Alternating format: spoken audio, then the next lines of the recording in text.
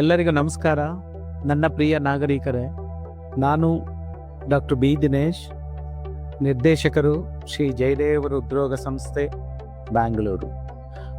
ಈ ದಿನ ನಿಮಗೆಲ್ಲರಿಗೂ ವಿಶ್ವ ಹೈಪರ್ ಟೆನ್ಷನ್ ದಿನಾಚರಣೆ ಬಗ್ಗೆ ಒಂದೆರಡು ಮಾತುಗಳನ್ನು ಆಡಲಿಕ್ಕೆ ನಾನು ಈ ವೇದಿಕೆ ಹತ್ರ ಬಂದಿದ್ದೇನೆ.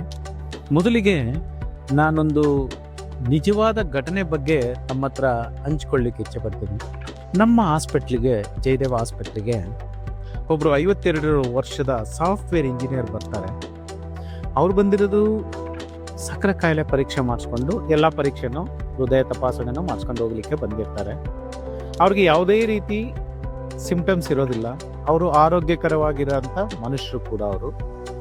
ಸೊ ನಾವು ಎಲ್ಲನೂ ಕೂಡ ಪರೀಕ್ಷೆ ಮಾಡಿ ಅವನ್ನ ತಪಾಸಣೆಗೆ ಒಳಪಡಿಸಿದಾಗ ಆಕಸ್ಮಿಕವಾಗಿ ಅವ್ರದ್ದು BP ನೋಡಿದಾಗ 186, 106.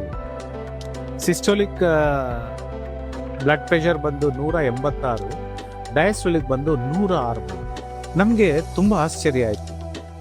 ಆದರೆ ಅವ್ರಿಗೆ ಯಾವುದೇ ರೀತಿ ಸಿಂಪ್ಟಮ್ಸ್ ಇರಲಿಲ್ಲ. ಈ ಹೈಪರ್ ಟೆನ್ಷನ್ ಅನ್ನೋದು ಸೈಲೆಂಟ್ ಕಿಲ್ಲರ್. ಇದನ್ನ ನೀವು ಪ್ರಾರಂಭಿಕ ಹಂತದಲ್ಲೇ ಗುರುತಿಸಿ ನೀವು ಅದಕ್ಕೆ ಟ್ರೀಟ್ಮೆಂಟ್ ತಗೊಳ್ಳಿಲ್ಲ ಅಂತಂದ್ರೆ ಇದರಿಂದ ಹಲವಾರು ದುಷ್ಪರಿಣಾಮಗಳಾಗುತ್ತೆ. ಇಲ್ಲ, ನಿಮಗೆ ಬ್ರೈನ್ಗೆ ಪಾರ್ಶ್ವವಾಯು ಆಗ್ಬೋದು, ಹಾರ್ಟ್ ಅಟ್ಯಾಕ್ ಆಗ್ಬೋದು, ಮತ್ತೆ ನಿಮಗೆ ಬೇರೆ ಥರದ ನಿಮ್ಗೆ ಕಿಡ್ನಿಗಳ ಸಮಸ್ಯೆ ಉಂಟಾಗ್ಬೋದು. ಓವರಾಲ್ ನಿಮ್ಮ ಆರೋಗ್ಯಕ್ಕೆ ಇದು ಒಂದು ಸೈಲೆಂಟ್ ಕಿಲ್ಲರ್ ಆಗಿ ನಿಮ್ಮ ಜೀವವನ್ನೇ ತೆಗೆಯುವಂಥ ಒಂದು ಪರಿಸ್ಥಿತಿ ಉದ್ಭವ ಆಗ್ಬೋದು.